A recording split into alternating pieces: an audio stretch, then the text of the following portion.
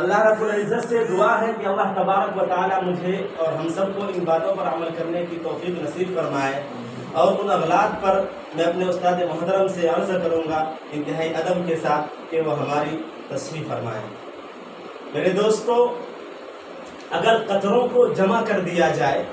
تو وہ دریا اور سمندر بن جاتا ہے، اگر ذروں کو ملا دیا جائے تو وہ پربت اور پہاڑ بن جاتا ہے، اگر موتی کو پھرو دیا جائے تو حسینوں کے گلے کا ہار بن جاتا ہے، اگر ان افراد پر محنت کی جائے تو یہ آگے بڑھ کر محقق، مدقق، مفسر اور زمانے کے امام بن جاتے ہیں، اگر چنگاری کو نہ بجھایا جائے تو وہ شعلہ بن کر نہ جانے کتنی چیزوں کو جلا کر راک کا ڈھیر بنا دیتی ہے، اگر اگتے ہوئے گھاس کو نہ کاٹا جائے تو پھر آگے چل کر کے بہت بیابان اور خطرناک جنگل کی روپ اختیار کر لیتا ہے۔ اسی طرح اگر بچوں کی تربیت نہ کی جائے تو آگے چل کر ان کا شمار لٹیرے اور ڈاکوؤں میں ہونے لگتا ہے۔ اسی طرح اگر معاشرے کے اندر سے، اگر سوسائٹی کے اندر سے برائیوں کا خاتمہ نہ کیا جائے تو خدا کا عذاب بن جاتی ہے۔ آج ہمارے معاشرے کے اندر، ہماری سوسائٹی کے اندر جہاں بے شمار بے پناہ برائیاں ہیں، ان میں سے ایک اہم برائی عورت کو وراثت کے حق سے محروم کرنا بھی ہے۔ مذہب اسلام نے انسانوں کے حقوق کی جس قدر رعایت کی ہے اس کی مثال پیش نہیں کی جا سکتی۔ چنانچہ آقا مدنی جناب محمد رسول اللہ صلی اللہ علیہ وسلم نے ارشاد فرمایا کہ خدا کی قسم وہ شخص مومن نہیں ہو سکتا جس کے شر اور برائی سے اس کا پڑوسی مطمئن نہ ہو۔ آپ علیہ السلام نے زمین کے اوپر بسنے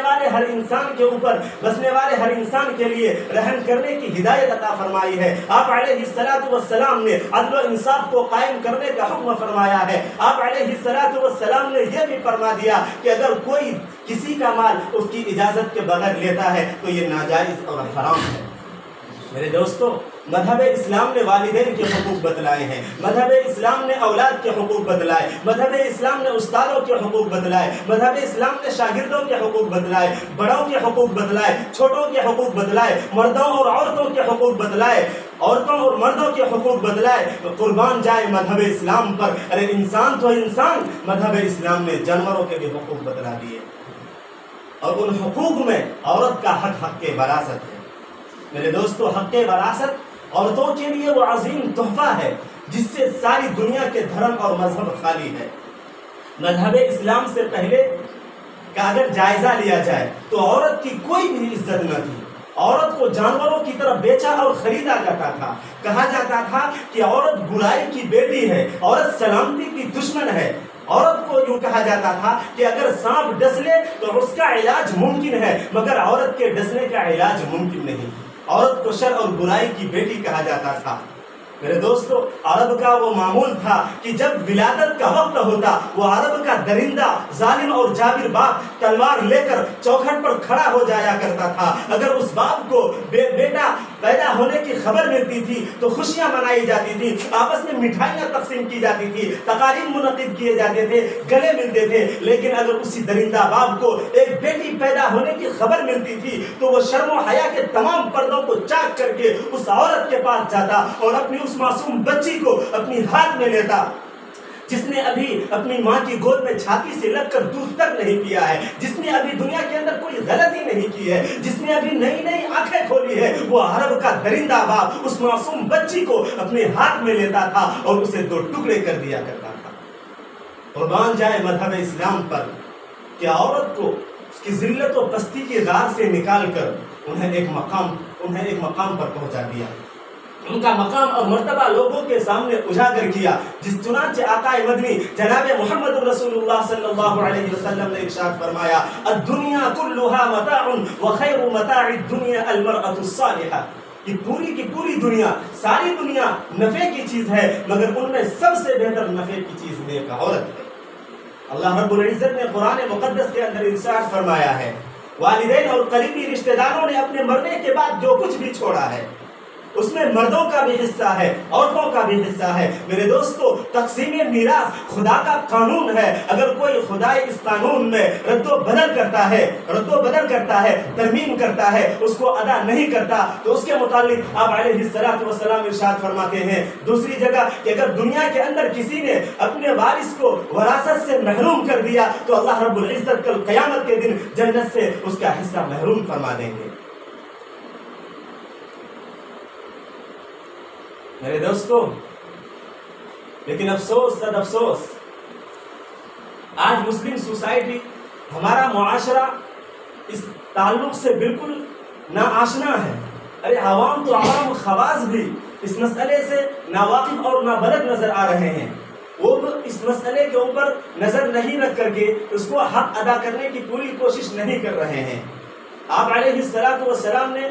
جبکہ اللہ رب العزت نے قرآن مقدس کے اندر سورۃ النساء میں پوری تفصیل کے ساتھ وراثت کے مسئلے کو بیان فرمایا ہے، اور آپ علیہ الصلوۃ والسلام نے بخاری شریف کے اندر ارشاد فرمایا ہے من اخذ شبرا من الارض ظلما فانه يطوقه يوم القيامه من 7 ارضين۔ اگر کوئی دنیا کے اندر کسی کی ایک بالشت زمین بھی نہ حق لیتا ہے تو اللہ تبارک و تعالیٰ کل قیامت کے دن ساتوں زمین میں سے ہار بنا کر اس کے گلے میں ڈال دیا جائے گا۔ مذہب اسلام ہمیں یہ تعلیم دیتا ہے، ہمیں یہ پیغام دیتا ہے کہ جب کسی کا انتقال ہو جائے تو اس کے مرنے کے بعد سب سے پہلے اس کے مال و دولت میں سے کفن دفن کا انتظام کیا جائے۔ اس کے بعد اگر اس میت کے ذمے کسی کا قرض ہے تو اس کو ادا کیا جائے، حتیٰ کہ اگر بیوی کا مہر باقی ہو تو اس کو بھی ادا کیا جائے۔ اس کے بعد اگر میت کے اس کے بعد